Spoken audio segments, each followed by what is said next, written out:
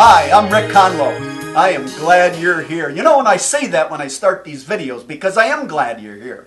In our business, my business partner Doug and I, our goal is to help bring out the best in managers everywhere we go, and that's why we're doing these kinds of things. And we're going to talk about 5 steps to delegating effectively.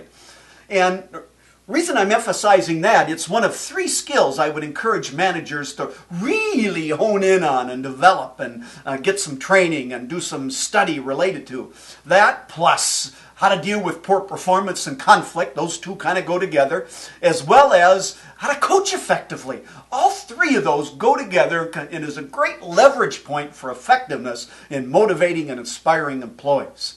Now, before we get into the steps of delegating, I want to put it into perspective in terms of a mindset we need to have as leaders as we work with our teams. And really, I'll use 2 people as examples, Lucille Ball and Walt Disney. And why do I share these with you? First, Lucille Ball. I don't know if you knew this or not, but at the beginning of her career, she was told she couldn't act. Got a lot of negative feedback. It was tough. It wasn't going so well. The reviews were poor, but she stuck with it. She had some support structure that helped her through it, and she continued on. Of course, the rest is history. She had the I Love Lucy show, as longest running TV show, or one of the longest running of all time, and just very successful. In other words, the potential was always there. And we need to remember that in our teams when we work with them, whether we're coaching them, whether we're dealing with a performance issue, or we're delegating a task to them. And Walt Disney too. In the beginning of his career, it didn't go so well. People told him he couldn't draw very well, if you can believe that. And he went through some tough times with a business partner and had a bankruptcy and had to start over a couple of times in his career. It wasn't easy, but he kept on. The talent was there. The potential was there. He kept at it. His support structure and people involved with him supported him, and he became very successful. So again, emphasizing, all employees have tremendous potential. Our job as a leader to bring it out. Delegation helps with that. So what is the goal of delegation? Well, from a leader's perspective, it's to get more done in less time.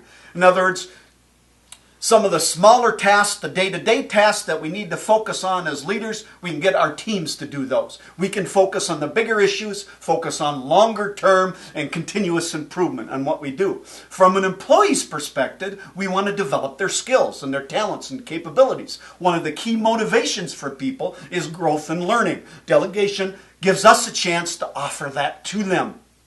The other thing is that leadership is influence. And we believe that leadership is either positive or negative. There's generally not a gray area. If it's a gray area, it's negative. So you're either helping or you're hindering. You're getting in the way or you're helping people successful. And what we do with delegation is we give people new assignments where they have the capability to grow, learn, and get done, is we show that we care in them, we believe in them. And after all, isn't that what we want to do as our leader, is bring out the best in our teams? Because if they succeed, we succeed as a leader. And besides, we all work a lot, 8, 10, 12 hours a day or more in some cases. 40 plus years in a career. It's a lot of time to emphasize in our work life. And part of what we're doing is not just making money in sales for our company. We're having an impact on people's lives. We're making a difference in who they are and their personal satisfaction. That's part of what leadership is all about in terms of the influence we bring to bear with the people we work with. Delegating is just one of the areas that helps us do these things. Now I want to talk briefly about 7 common delegating mistakes. First, no delegating at all.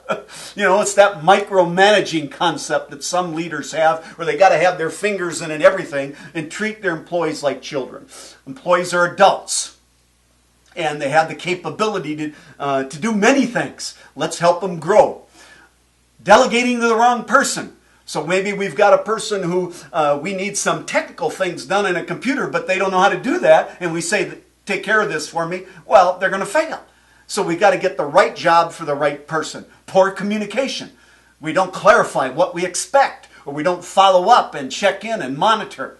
Lack of follow-through, that's relating to the monitor. In other words, when we delegate a task, we just can't say, go do it, good luck, and it's sink or swim. So we got to have follow-through. A lack of recognition and praise. I mean, They may not do it exactly right. They may have some problems. They may make some mistakes when we delegate a task. We want to praise progress, recognize completion, build people up, don't beat them down. Micromanaging, I alluded to that. In other words, say, I'd like you to do this. Here's what I want you to do. Here's our timeline. And we give them the job, and then we're looking over their shoulder the whole time while they're doing it. That doesn't help. That doesn't, empower anybody. It gets in the way. And then there's the hammer approach. And what the hammer approach is, we give them a task, we delegate it. Could be, different levels of employees. And then when they don't do it our way, we rain on their parade. We yell and scream and say all kinds of nasty things. These kinds of actions by leaders do not help. They destroy a team. They don't build it up. So, who do you delegate to? Generally, you delegate to your reliable and dependable employees, those who have developed the skills in their current jobs, doing them well, and so there's some added duties they can take on. They're looking for growth, maybe more complex tasks. The star employees. Generally, we don't delegate to new employees unless they have some transferable skills that relate to other areas in the business that you can engage them in. So let's keep that in mind. We have to really think about what is a person capable of doing and help them do that. And then what do we delegate to these reliable, dependable star employees? Planning activities that maybe they haven't been engaged in. Communication with other departments or customers, raising their level of involvement. Preparation activities in terms of following through and developing products, or it could be customer engagement, process improvement activities in teams. Those are the kinds of things we can give. Problem solving, training that they can be involved in with other employees. Those number of different items I just mentioned are activities that we can delegate on to these employees that I mentioned. Our goal, remember, is to help people win. Now, keep this in mind. Most people think they're performing better than they are. And most people can perform significantly better than they are. And part of what we do in delegation is raise the thinking of people in terms of what their capabilities are. We need to have them break through what they believe that they're competent enough to get done. Now, we're not going to leave them alone and have them fail. There are 5 key steps, and that's what I want to get into right now. Let's go through those. So, first step, clearly outline what the task is. Explain the goal, give them the big picture, and some of the steps that help them get there. Ask for clarification. Ask for questions. Think that through of what they should ask if they don't know. Sometimes I've had an employee go, well, nope, sounds good, no questions. Well, they really have the questions. They just don't want to ask any dumb ones sometimes. So we got to have that dialogue. The first step is to clarify expectations and goals. We've found that 80% of job performance problems relate to that area. Second, build the confidence in your employee step by step. So start them out on a few things, then move them forward. Don't give them 55 steps to be able to accomplish this. Maybe give them 3 to 5 and have them go forward. And then we'll check in. And that's the third area. As we come back, check in, said, how'd these go? So now they've done the smaller tasks well. They built some success momentum, built their confidence and competence a little bit. The rest of the tasks won't be so daunting to get done. So remember, small tasks, build them up. That's the second step. Third step, check in and monitor for questions. Deal with problems. Little praise for progress, for involvement, little coaching to help them get grounded in what they're doing and feel ready to take the next step related to whatever the project is or activity you want them to do. Fourth piece then is that you need to give your employee the resources to succeed. Maybe they need some money. Maybe they need some training. Maybe they need access to certain people to help them do what they need to do. Maybe they need some information they've never been privy to. We need to be able to do that. So what we're trying to do is give our employees accountability and responsibility, tie this together so that they'll win. We don't want to just say, go find out yourself. I don't know. I don't have time. No. We got to take the time, because up front, if we do these steps effectively, we'll save time later with fewer problems. And then we've got a task that normally we have to do. Now our employee can get it done. And then the fifth step is that at the end of the project or task, we sit down, do some coaching, and review our learnings. What worked? What didn't work? What were some issues? What are some things we want to think about next time? What help I gave you that was useful? What other help would you need in the future? So we have that dialogue so we can kind of do a full circle on what happened, and so that the next time we delegate something, it'll go even better. Unless we do that and process that kind of information, a lot of time then it's just boom, now on to the next thing. We're not drawing connections and we're not tying things together. So these are the 5 essential steps to delegating effectively to help our people win. Now, I want to add just the other point. I referred to accountability and responsibility earlier. And there are 3 key things I want to touch on in addition to that. Timeliness, process, and quality. Timeliness is this.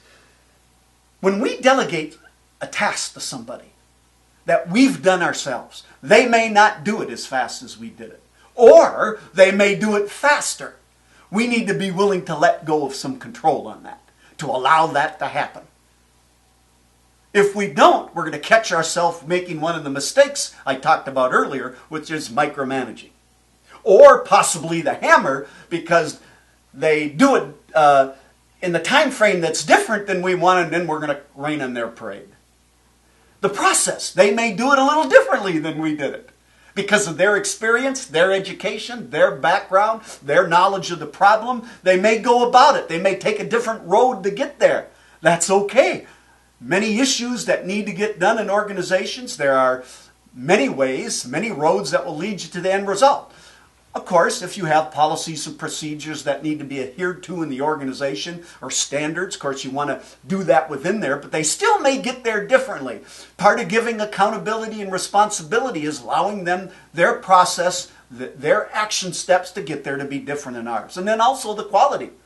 They may have a higher quality than us. They may do it better. Yay!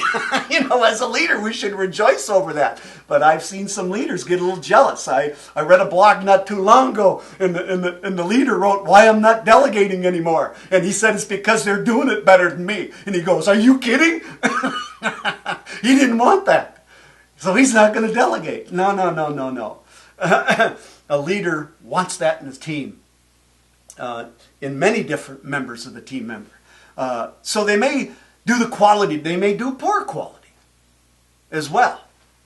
So part of that accountability is to give that up and use that whole process and delegation through those 5 steps as a learning process too, for the development. Remember, that's what we're trying to do as well as getting a job done. Now, a quick example. Manager I know, his name was Jeff, and he was top-notch in his area. There was a production area, and he was top-notch, got promoted to supervisor, and so part of what he had to do is delegate some of the things that he used to do to other people. He called me a couple weeks into it, and he says, "Rick, I can't believe it. The quality these people have stinks." What's the matter with these people? Don't they know any better? Well, the truth of the matter is, they were exceeding the standards. But he didn't just exceed the standards, he neared perfection in what he did. Almost to being a little too tight. His approach to things, that kind of guy. And so he had to learn that because their quality expanded or was beyond the standards, it was okay, even though it wasn't up to his standards. See what I'm talking about there? So he didn't have that. And then another example of delegating that just is a good learning for us, is kind of pulling this all together, is one company going through a change, intense competition. So through their middle management group, they delegated them the task of meeting with key customers on a regular basis. In the beginning, the whole thing failed miserably because they had no way to track it. They didn't do any training. And the managers didn't have the level of experience to talk to these leaders. So they didn't get the coaching to get them through. It was pretty much, here, go for it, good luck. And it caused all kinds of customer relation problems for them. So I share both these stories as reminders of the things we need to keep in mind as leaders to help us be successful when we delegate. Now, these points on delegation that I've talked about in leadership come from our book, called Superstar Leadership. It comes from a leadership model. And what we do in this book that's a little different than others, just like I did in here, is we break down the skills of effective leadership. Here are 5 steps. Here are 4 steps. Here are 6 things to keep in mind. And we do it boom, boom, boom. Something you can learn and go try and then review with applications later. That's one of the key things we find managers are missing. And then, of course, doing all of that into context. We are doing this because we want to make a difference in people's careers and in their lives, because it's about their livelihood and their family and their confidence about who they are as they live their life. So all of that has an impact on what we're talking about. Doug and I have talked, and our goal for doing these things is to revolutionize the effectiveness of leadership out there. And what leaders need to do is become students of the game. They need to get back to learning. We say this: if you want your team to be better, you have to be better as a leader.